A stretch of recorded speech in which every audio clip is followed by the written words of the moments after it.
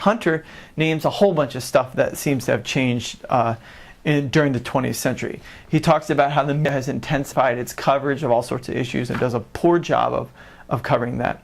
He talks about, I think he uses this concept called lifestyle enclaves, which is a concept that Robert Bellah actually brings up in another book that he wrote, where we start to get kind of groupings of individuals, not by individuals different, by religious different, but by things like kind of their taste and where they live and the type of work they do. So the divisions of society that separate individuals tend to start to group around different things. And then also in the second half of the 20th century, we have this huge growth in kind of federal budgets, and with it, a huge growth in interest organizations to try and tap in to federal monies, but also to federal power, kind of national level power. So what used to be local struggles at one point begin to take on kind of a national feel and start to get played out in national political campaigns and in nationally centric locations. Like the Capitol building in Washington, D.C. And then finally, there's one other really important change. And this is written about quite a bit by the sociologist Robert Wuthnow. What he says, an interesting thing happens that within these religious traditions, there starts to be conflict. So that once upon a time, a Protestant here, let me zoom in maybe a little bit for a second. Yeah, there we go. So once upon a time, a Protestant in this part of the Protestant tradition, in this part of the Protestant, had a lot in common, and had way more in common. See, they were in this Protestant silo, way more in common than they had with anybody in this Catholic silo.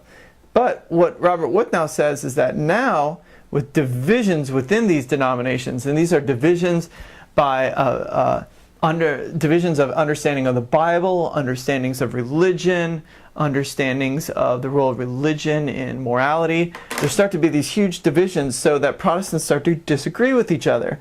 And that actually this division happens within all of these religious traditions.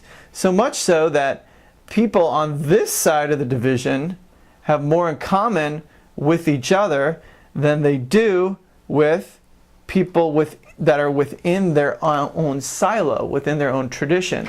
So this crack across traditions unites people across traditions too. So these people, let's say, let's call these the Orthodox up here.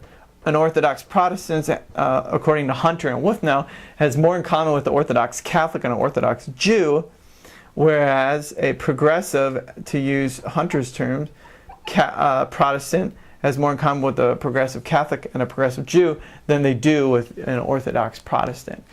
So you see, that's a really important move that happens within inside religion. These are internal institutional organizational conflicts and changes within religion that hook up with changes in the political world, and then for Hunter, really kind of generate this culture war that he talks about, which gets to his central claim. And some of you missed this, so make sure you get it.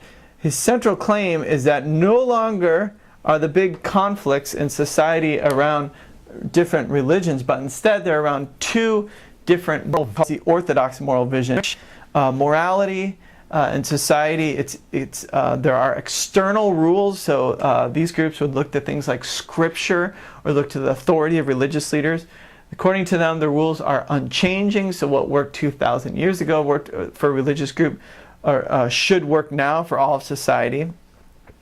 And their religious vision is expressly their vision of the common good is expressly and intentionally religious. So there's no separation among the Orthodox between the possibility to decide what's good for society and the role of religion in society.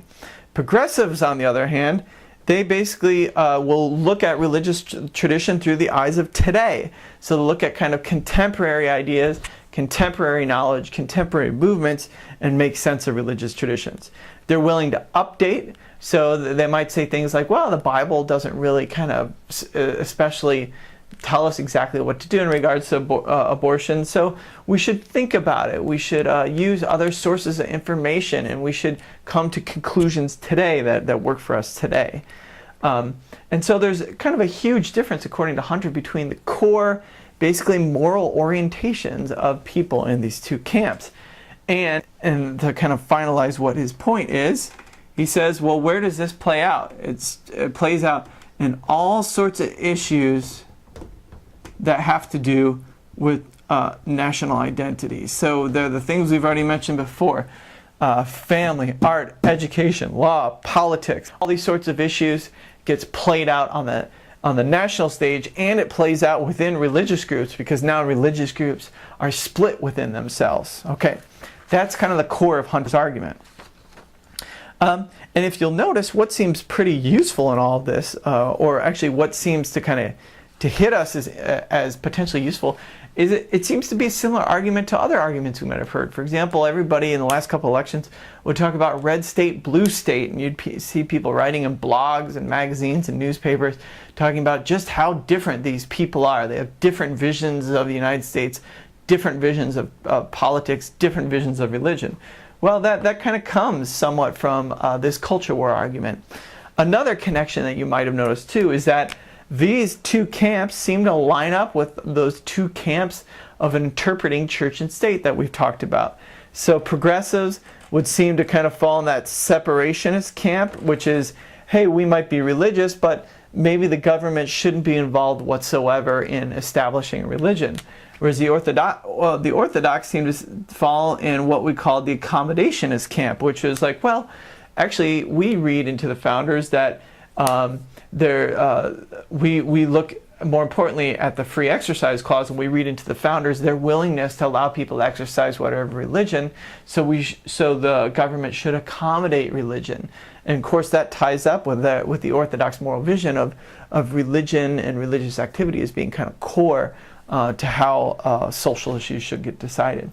So that's kind of that's the core of the culture wars argument. I mean, it's not that kind of difficult of an argument, but what's interesting is, and I've said this already, it becomes this hugely important argument for actors involved in this struggle. It becomes a mobilizing strategy because people like Pat Buchanan point back and say, aha, this sociologist here, he named it. He's telling us there is a culture war, so dadgummit, we then need to be engaged in this culture war and taking it on.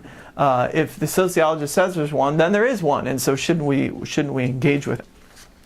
Now let me answer some questions that you guys brought up in your critical reading assignment, because I thought they were great questions. Christopher asked, is there any possibility of basically the people on the two sides of this conflict talking to each other, explaining to each other? In other words, could they sit down at a table and share where they're coming from to try and kind of calm the conflict, or to try and kind of change the mind of somebody else? And it seems like that Christopher's question kind of connects with a core liberal tradition of kind of tolerance, openness, listening to people, having an open mind. But Hunter's argument would suggest no, that it's not possible for that sort of reconciliation to happen. He would argue that there are these different moral logics and different vocabularies and different visions of what's the common good for society.